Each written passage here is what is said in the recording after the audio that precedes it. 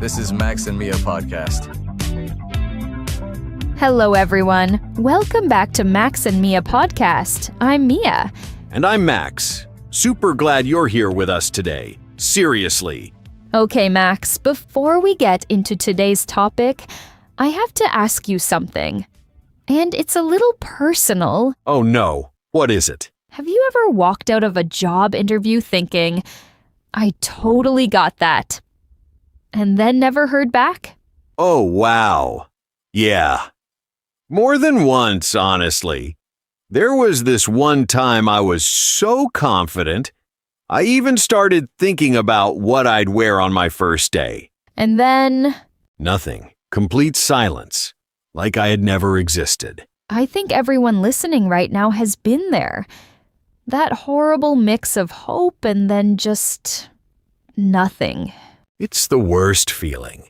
And the scary part is, most of the time, you don't even know what went wrong. Exactly. Was it something you said? Something you didn't say? The way you answered a question? You just sit there replaying the whole thing in your head. So that's exactly why we picked today's topic. And I think it's one of the most useful things we've ever covered on this show. All right, so today we're diving into the world of job interviews. And we're not just going to give you a list of tips and send you on your way. No. We're going deeper than that.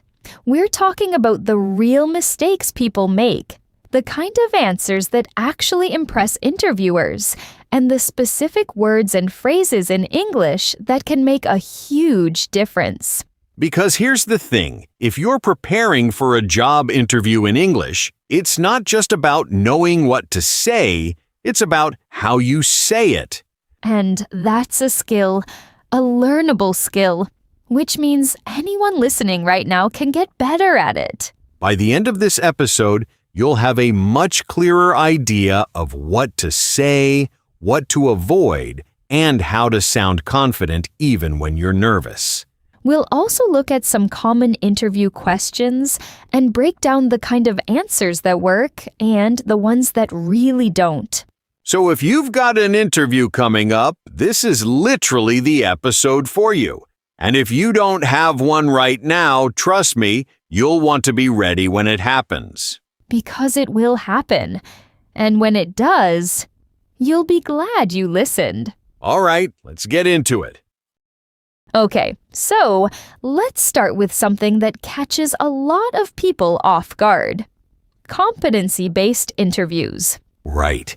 And if you've never heard that term before, don't worry. It sounds more complicated than it actually is. Basically, in this type of interview, the recruiter isn't just asking what you know or what you can do. They want to see proof. Real examples from your past. So, instead of, are you a good leader? They'll ask something like, tell me about a time when you had to lead a team through a difficult situation. Exactly. They're looking for evidence. Not opinions about yourself, but actual stories that show who you are at work. And that's where a lot of people struggle.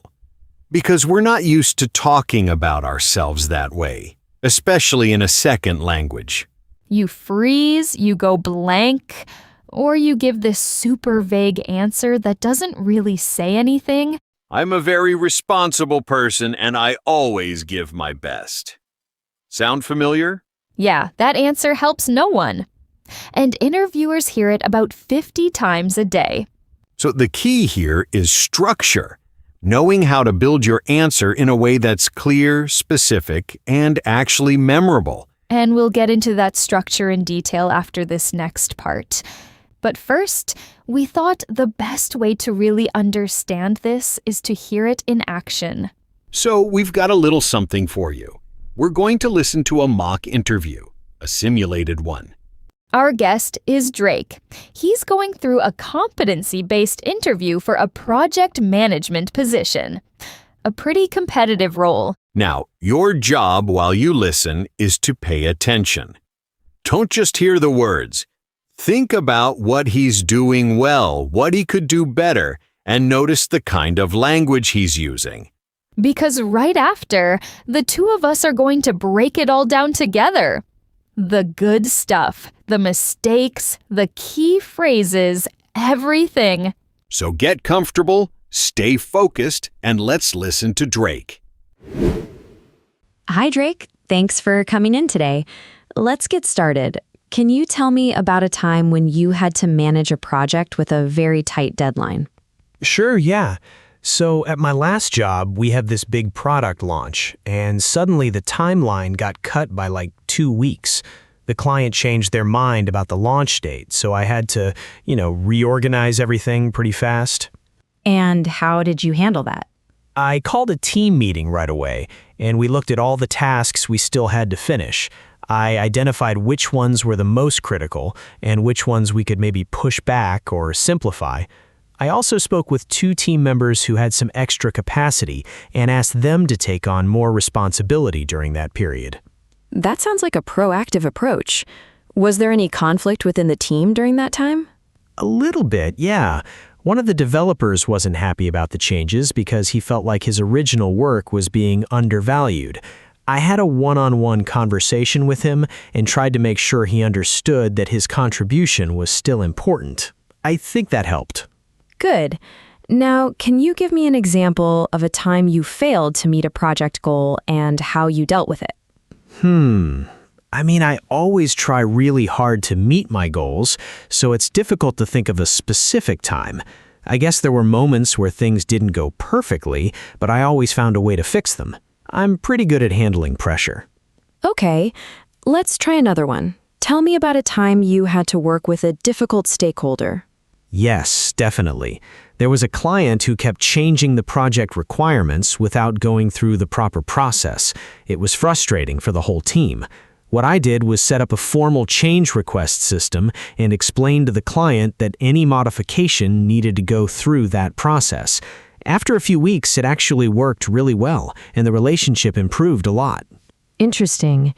And how did you measure the success of that project overall? We delivered on time, and the client was happy.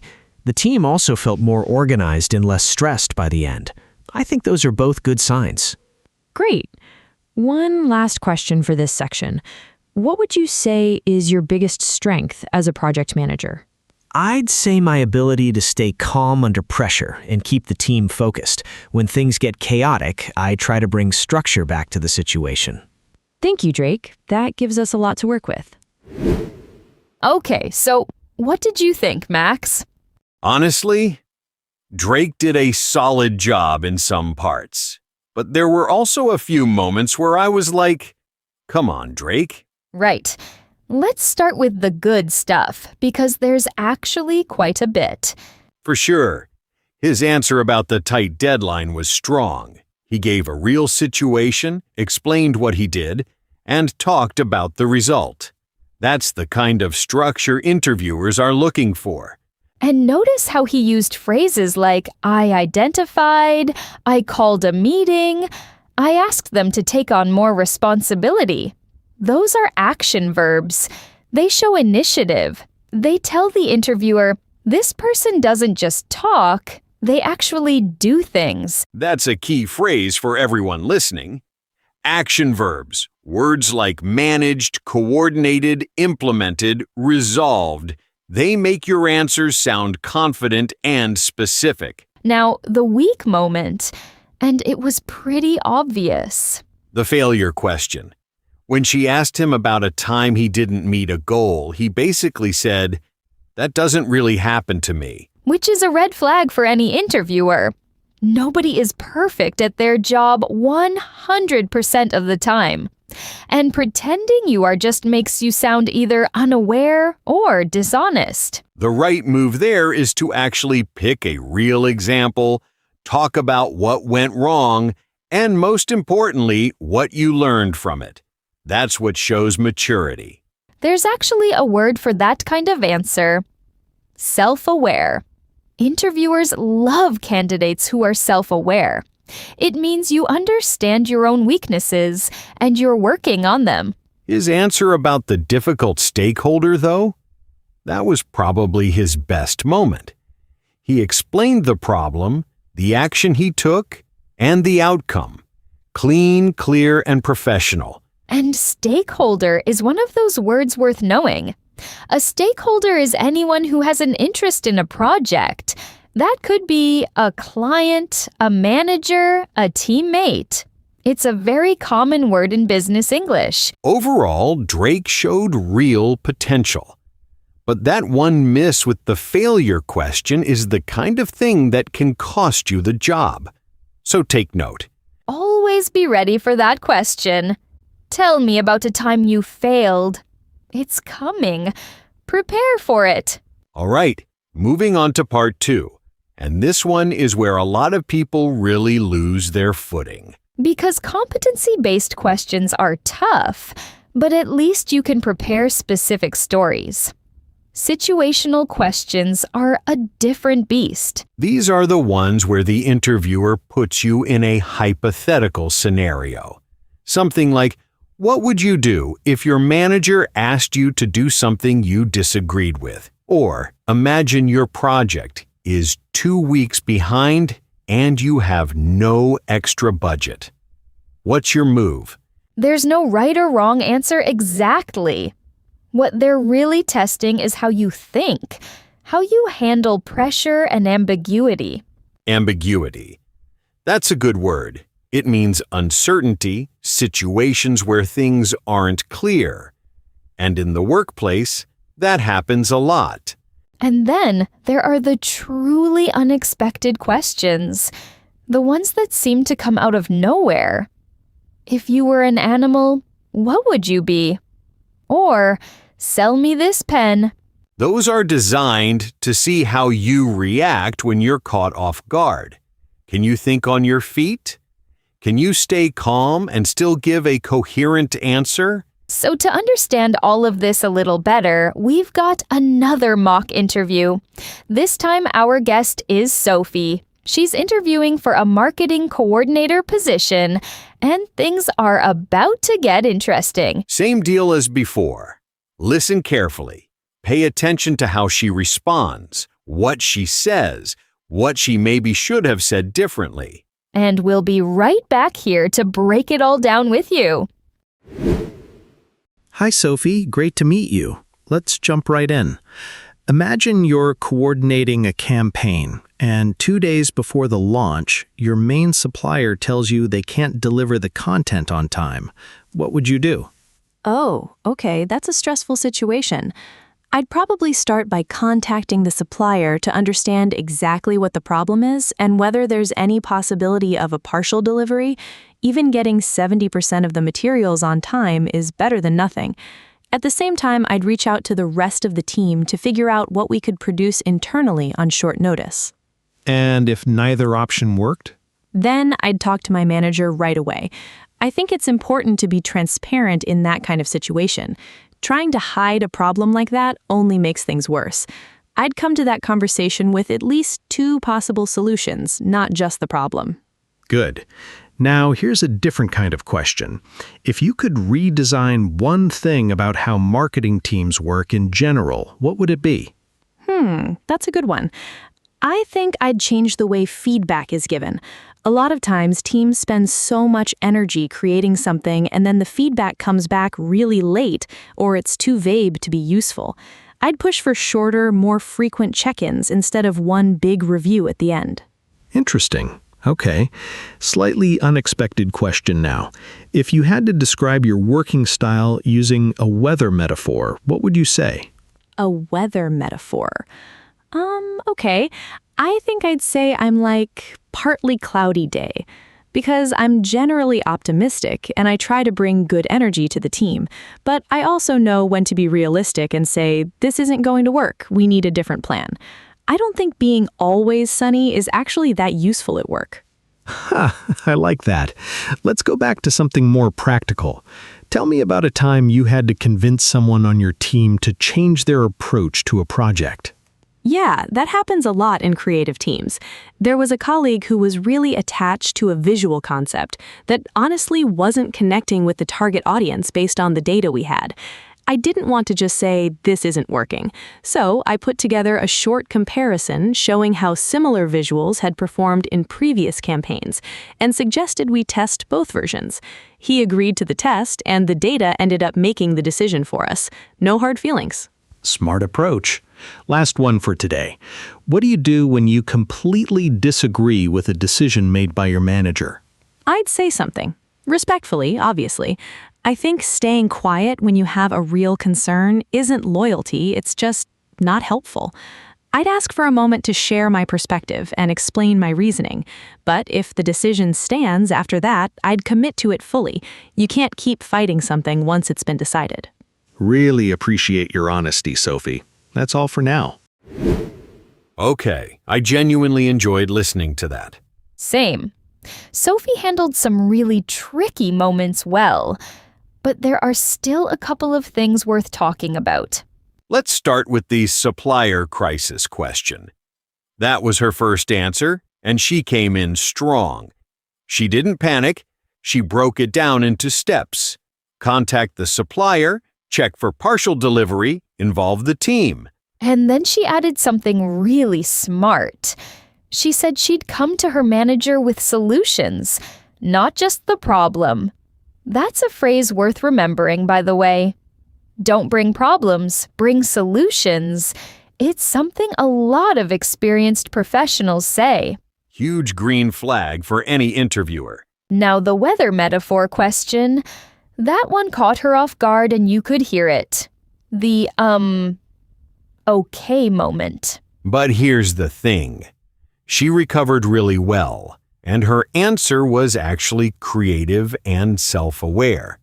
A partly cloudy day because she's optimistic but also realistic. That's a thoughtful response. The lesson there is that it's okay to take a second. You don't have to answer instantly. Saying, "That's an interesting one, let me think for a moment," is completely acceptable. It's better than rushing into a bad answer. Now, the one moment I'd flag as a missed opportunity. When the interviewer asked her to redesign something about marketing teams, her answer was fine, but it stayed very safe. Right. It was a chance to show real insight, maybe mention something specific, reference an experience. Instead, it was a bit generic. Good grammar, solid delivery, but not very memorable. And in a competitive interview, memorable matters. One more thing, her answer about disagreeing with a manager was excellent. You can't keep fighting something once it's been decided. That shows maturity and professionalism at the same time. There's a word for that balance: assertive. Being assertive means you speak up for yourself clearly and respectfully, without being aggressive or passive. It's a quality that shows up a lot in job postings. We're looking for assertive team members. So overall, Sophie did really well. A few rough edges, but she showed confidence, structure, and personality. Good stuff. All right, we're into the final section of today's episode. And honestly, this one might be the most underestimated part of any interview.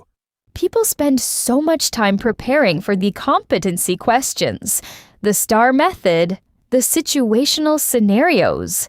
And then someone asks, "How do you feel about working overtime?" And they completely freeze. Because culture questions feel personal. They're not asking about your skills anymore. They're asking about you, your values, your habits, the kind of colleague you actually are. And here's the tricky part.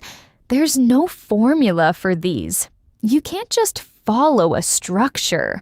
What they want is authenticity. They want to see if you'd actually be a good fit for their team.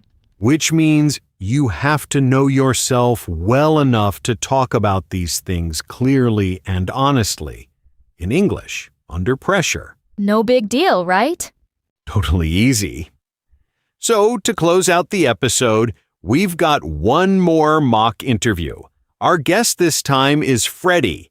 He's applying for a role at a tech startup, And the interviewer is going to ask him some questions focused entirely on workplace culture and values. As always, listen for the good moments and the not-so-good ones. We'll be analyzing everything right after. Let's hear from Freddie. Hi, Freddie. Welcome. So, we're a pretty fast-moving startup. How do you feel about working in an environment where things change a lot and sometimes priorities shift overnight? Honestly, I think I thrive in that kind of setting. My last role was at a small company and things changed constantly. I actually got better at prioritizing because of it. I learned to focus on what really moves the needle instead of getting stuck on tasks that suddenly weren't relevant anymore. Good to hear. What does a healthy work environment look like to you? For me, it's about trust and communication. I want to feel like I can bring a problem to my team without being judged. And that feedback goes both ways, not just top down. I think when people feel safe to speak up, the whole team performs better.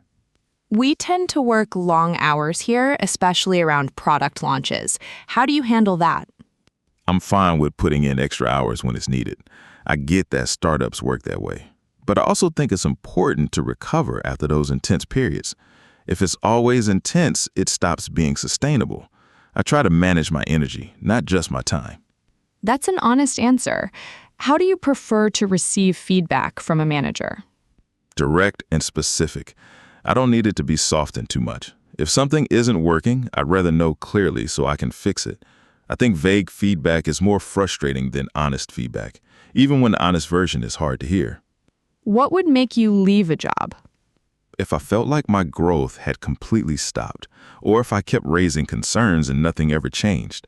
I'm not someone who needs everything to be perfect, but I do need to feel like the place is moving forward somehow. Fair enough. Last question. How do you contribute to team culture? Not your technical skills, just you as a person. I think I bring a lot of energy, especially when the team is going through a rough patch.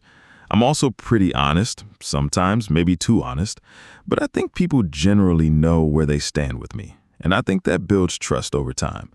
I'm also the kind of person who remembers birthdays, which I know sounds small, but I genuinely think those things matter. That's actually a great answer. Thanks, Freddie. Okay, I have to say, Freddie was my favorite of the three. Yeah, there was something really natural about the way he talked. But let's break it down properly. His first answer set the tone well. I thrive in that kind of setting. That's a strong opener. Confident, direct, and immediately relevant to what the company was asking. And he used a great expression there. Moving the needle. It means making real progress on something that matters. It's a very common phrase in business English, and it sounds natural when used right. His answer about healthy work environments was also solid. He talked about trust, communication, feedback going both ways. Those are exactly the kind of values a good company wants to hear. Now, the overtime question. That one's a trap, and he handled it really well. He didn't say, I love working all the time. He said he's okay with it when it's needed, but also that it has to be sustainable. Sustainable. That's a word worth knowing. It means something that can keep going over a long period without burning out.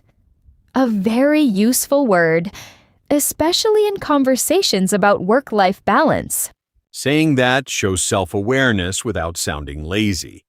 That's a hard balance to hit. The one moment I'd push back on a little is the answer about what would make him leave. It was honest, which is great, but it was also a bit unfiltered, saying, if I kept raising concerns and nothing changed, could make some interviewers a little nervous. Right. It's not wrong, but you want to frame it in a way that's forward-looking. Something like, I need to feel like I'm growing and contributing lands better than implying you might become frustrated with management. And then his last answer about team culture. Honestly, that was brilliant. The birthday comment especially. It was unexpected, a little funny, and completely genuine. That's memorable. And in a culture-focused interview, being memorable is basically the whole game. So across all three, what's the big takeaway? Drake taught us structure and the danger of avoiding hard questions. Sophie showed us how to recover from an unexpected moment. And Freddie reminded us that authenticity, when it's paired with self-awareness, is one of the most powerful things you can bring to an interview. Beautifully put. All right, that's a wrap on today's episode of Max and Mia. We covered a lot of ground. Competency-based interviews, situational questions, workplace culture. 3 very different scenarios and 3 very real lessons. And if you walked away with even one thing you're going to do differently in your next interview, then this episode did exactly what it was supposed to. If you found it useful, share it with someone who's got an interview coming up. Seriously, it might help them more than you think. And if there's a topic you'd like us to cover in a future episode, you know where to find us. We'll be back soon with more. Take care of yourselves. See you next time. To keep taking your English to the next level, click on the next video or explore the others we've made for you.